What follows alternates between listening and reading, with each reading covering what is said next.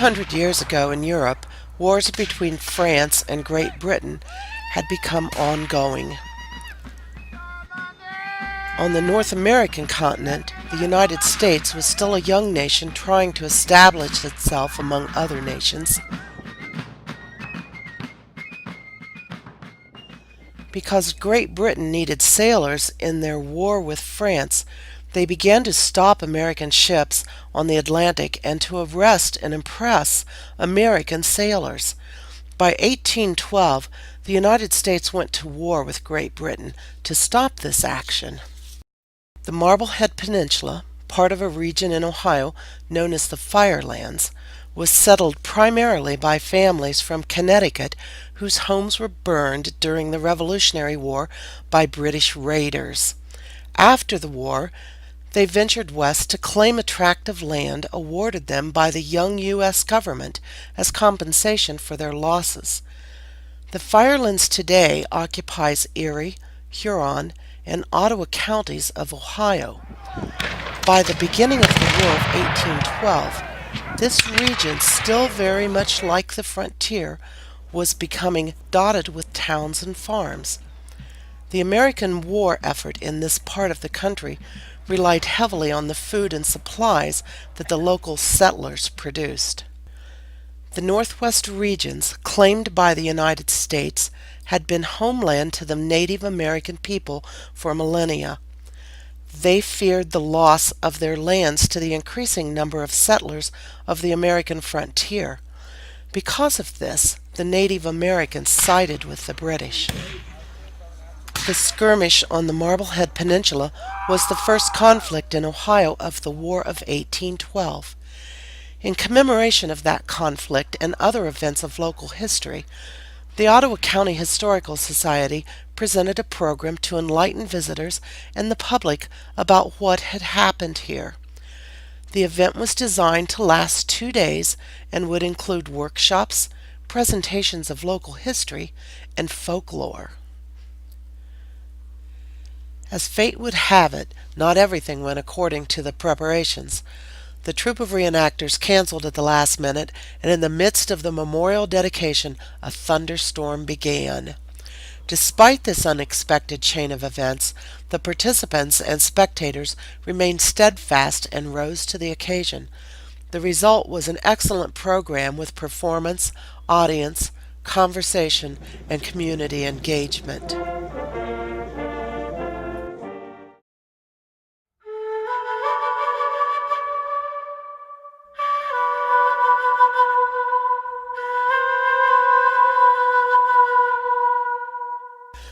Let's go back to the earliest days of Europeans in North America. In 1615, a French voyager named Etienne Brulé explored much of the region surrounding the Great Lakes and spent time with various local Indian tribes, learning their language and customs.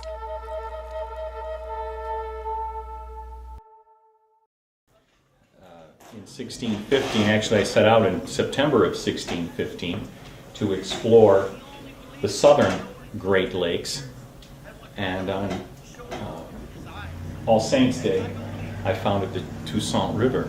But you say Toussaint in French, we say Toussaint, Rivière de Toussaint, and that was November 1st of 1615. And I found my way back eastward and entered the interior of what is now the United States at around Buffalo, followed my way inward. I was one of the first, the first white man to view upon Lac, the Finger Lakes, Cuyahoga Lake. From there I found the headwaters of the Susquehanna River, followed it southward with my Indian guides, and it took us all the way to the Chesapeake Bay. Wow.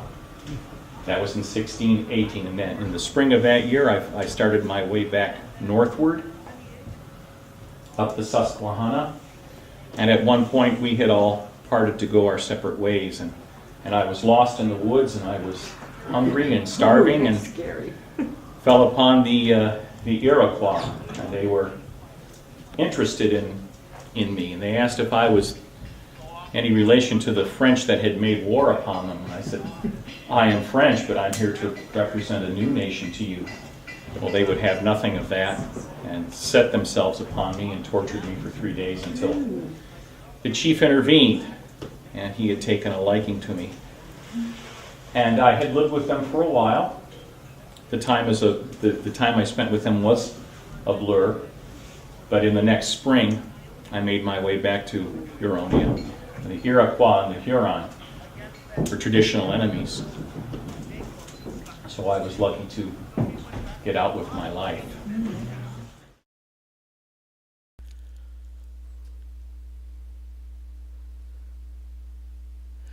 Later, around 1800, a Presbyterian pastor from Maine named Joseph Badger ventured into the local region. He was the first missionary in the Western Reserve and was brigade chaplain at the time of the skirmish. Pastor Badger began his work immediately, preaching and planting churches in all these little settlements, several of which were single-family dwellings. Badger's journal describes what life was like in the frontier regions of Ohio Western Reserve. And virtually all of the Presbyterian churches north of Youngstown had been planted by a man named Joseph Badger. And Joseph Badger was probably the first missionary in the Western Reserve. Back in about 1800 is when he came into the Western Reserve. So I knew a little about Joseph Badger and the churches that he had started in eastern Ohio, but I was surprised to find out he was one of the brigade chaplains, and he was a brigade chaplain at the time of the skirmish on the peninsula. 7th, in the morning we found a bark canoe with which we passed the river and swam our horses. We pursued our Indian path to Huron River, where we arrived about 3 o'clock in the afternoon. Proposed to tarry with the Delawares and talk with them on the Sabbath. We were led by a young man across the Huron, where the water was mid-side to our horses, and to a large cornfield, to an Indian cabin. Here we tied up our horses and fed them with corn fodder. The woman of the cabin presented us with a knot bowl of string beans boiled in fresh water and buttered with bear's oil. I told the woman we should want some of her cornbread when we went on our journey. Sabbath, we recrossed the Huron, rode up to the village, held our talk with the Indians, who heard us attentively, and got back before dark. They treated us kindly and with the best they had. He goes on to say, arrived at Whitaker's a little before dark on the Sandusky. And the Whitakers were early, if you want to call them settlers in that area. Both of them, James Whitaker and Elizabeth, had been captured by the Wyandots as children and adopted by them. And then later, James Whittaker received from them this tract of land, which is, again, along the Sandusky River in what's now Fremont. And they opened trading posts, and they farmed there, and they raised a family. The two of them married, of course, and then they raised the family there. I think something like 8 children. Elizabeth Whittaker is a good friend of Badger from that time on. Whenever he comes down to the Indian town there on the Sandusky at Fremont, he oftentimes uses Elizabeth Whittaker's home as a place to preach. On the 10th, in the afternoon, we went our way to Portage River and encamped. I tried to figure out where that might have been. I'm guessing somewhere around Elmore, where he crossed the Portage. 11th, rode through the swamp to the Shawnee village on the Maumee. George, our Indian boy, took us on to an island just below the rapids to see his aunt. Soon after we were seated, we were presented with a bowl of boiled corn, buttered with bear's grease. As the corn was presented, the old woman said, "Friends, eat, it is good, it is such as God gives Indians." This opened the door to preach Christ to her and her 2 daughters, the only persons present. They listened to what I said. Returned to the west side of the river and lodged with a brother of George. Had a good bed and blankets all clean and wholesome. Again, he's commending the Indians for their hospitality. And immediately gets another commission. But the commission from the Western Missionary Society is that he goes among the Wyandots. So that's when he moves from Austinburg down to what we call Lower Sandusky, what we call Fremont now. So he moves down there, builds a cabin, brings some of his family down. Later he brings all of them down. And they live among the Indians during this period of time, doing the kind of things we're talking about. He continues to preach and travel around that neighborhood. He continues to help them with agriculture. He encourages them, by the way, to abstinence.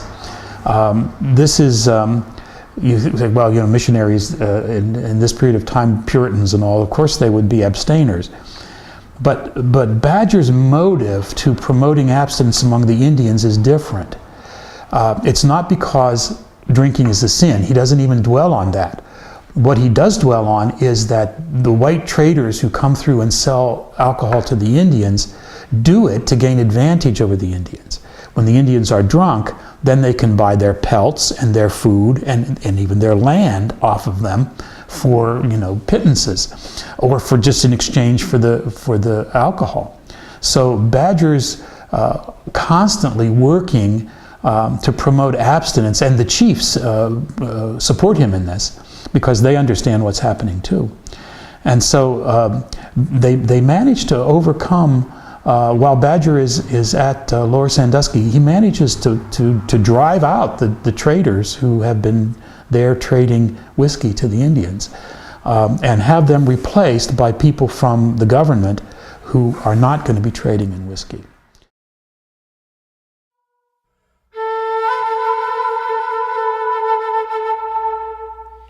In the meantime, the great Ottawa warrior Tecumseh led the Indians in an effort to unite the tribes to resist the American settlers and reclaim the land. Father and brothers, let me say to you in a few words what is in our whole hearts. If we hear of the American troops coming towards our village to speak peace, then we will receive them. But if we hear that any of our people have been harmed by them, or if they advance against us unprovokedly, be assured we will defend ourselves like men.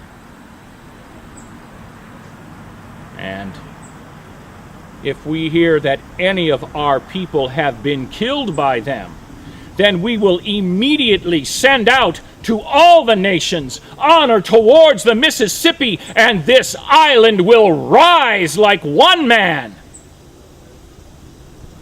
And Father and brothers, it will be impossible for you or either of you to make peace between us. Aho.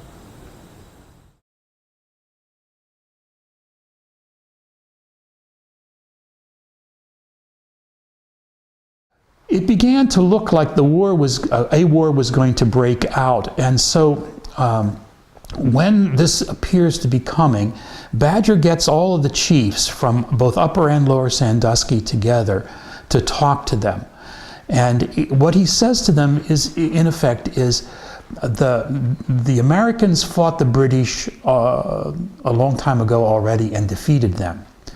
The Americans, if they fight the British again, will defeat them again. You must not be drawn into this conflict, especially on the side of the British. And of course, Tecumseh was going around at this point in time trying to drum up the Indian Confederation so that it would fight with the British against the Americans. Badger says, don't do this because the Americans will win. He believed inevitably they would win. And that when they did, then they would have an excuse to take the Indians' land away from them because they had fought for the British. So he said, when this war breaks out, if it does, immediately go into southern Ohio and stay there until it's over. Don't involve yourself in it. Now, the Indians did not take his advice. Most of the Wyandots and most of the Delawares did not join Tecumseh, but they did join the Americans. And Chief Tarhee, known as the Crane, apparently because he was very tall, actually is involved in the Battle of the Thames. He's quite an old man at the time, but he still is there. And the Wyandots fight for the Americans. And fortunately, of course, for them, the Americans win.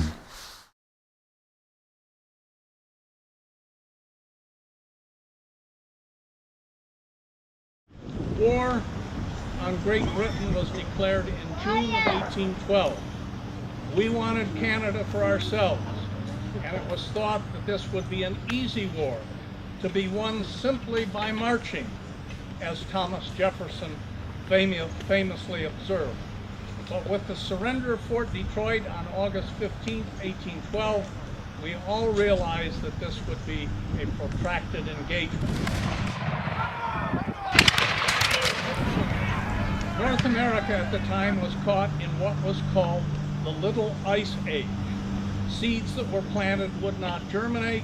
Those that did struggled to grow and seldom reached fruition. By the end of the war, famine conditions were a fact of life in northwestern Ohio, Michigan, and upper Canada. Particularly hard hit was the native population, which depended heavily upon the British for their sustenance. Immediately,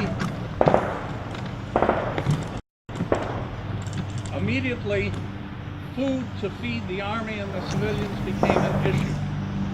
In September of 1812, 8 men who would later take part in the skirmish here had already been sent to Lower Sandusky to retrieve food abandoned in the flight following the fall of Detroit. The residents of the peninsula fled east within days of the fall of Detroit, and shortly thereafter the entire west side of the Firelands was emptied of population. The Ramsdell Plantation on the peninsula is the present East Harbor State Park. 2 of the Ramsdell sons had joined the Connecticut militia at Camp Avery. They knew their crops were harvested but remained in the fields, and had grown to fruition due to the moderating influence of the lake and the bay. So the purpose of the trip to the peninsula was to secure the Ramsdell crops.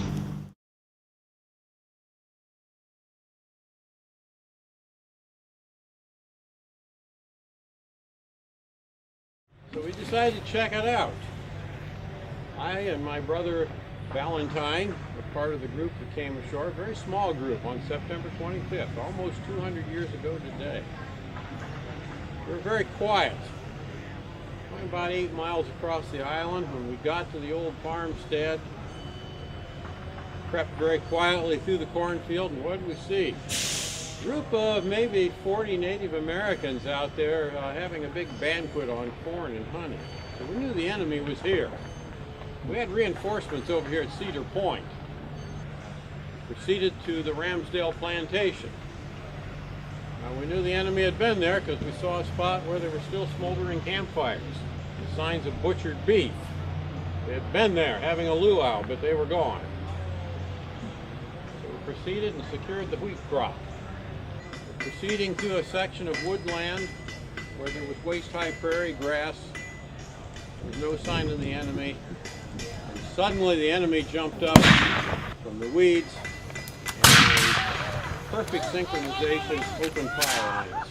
My brother Valentine Ramsdale was killed immediately. Another man was shot through the lungs. He died shortly thereafter. There were some wounded.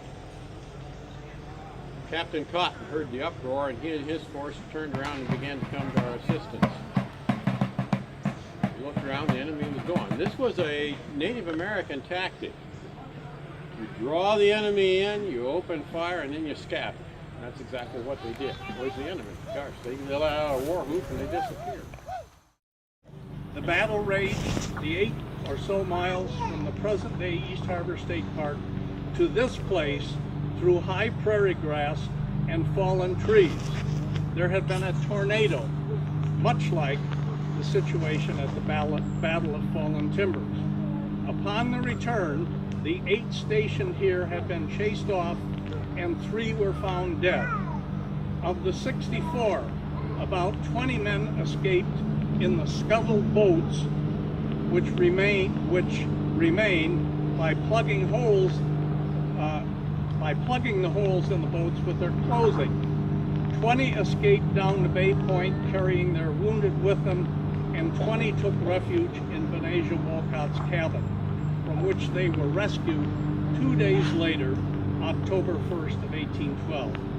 In all, 48 young Americans had given their lives in service of country or nation.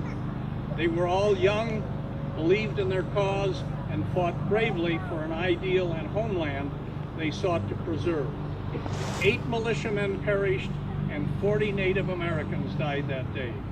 The 8 bodies were later gathered to this place and buried.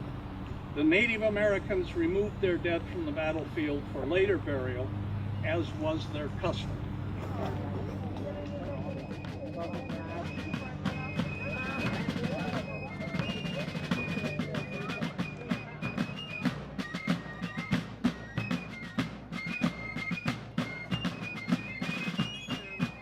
Who died at this place? Alexander Mason, Abraham Simmons, and Daniel Mingus. I know there are representatives of the Mingus family here today. Denise Mingus Hinojosa from Fremont. I might mention that the brothers Daniel and Jacob Mingus both fought in the skirmish. When Daniel was killed, his brother Jacob lifted his body and carried him to the Walcott cabin, where he was buried under the flooring in that cabin until the bodies were brought here at a later time. The 5 who died as the skirmish moved from the Ramsdell farm to this place are James S. Bills, Simeon Blackman, Matthew Guy, Aquila Putney. I should mention that Aquila Putney was a veteran of the Revolutionary War, and his grave is so marked here, and Valentine Ramsdell. Valentine Ramsdell was my 4th great-grand uncle, so I would ask my brother to join me and any other descendants or relatives of Valentine Ramsdell.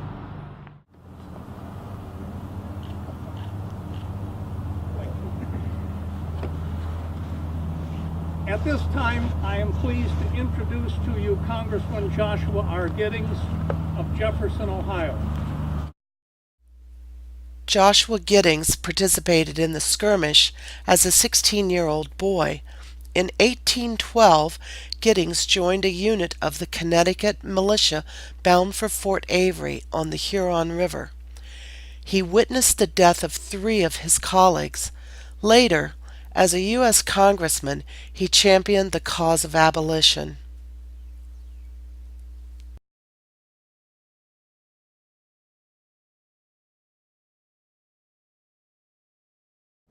Today, we remember the 200th anniversary of the Skirmish on the peninsula, Ohio's first battle in the War of 1812.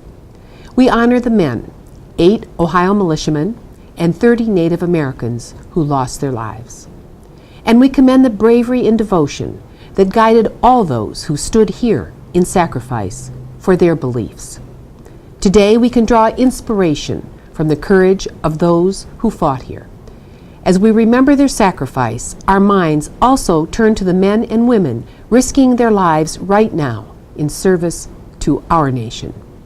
And as Skirmish veteran Joshua Giddings honored his friends who perished by entering a life of service to our nation in Congress and as U.S. Consul General, we respect their memory in serving our family, our friends, in our nation today in our own way.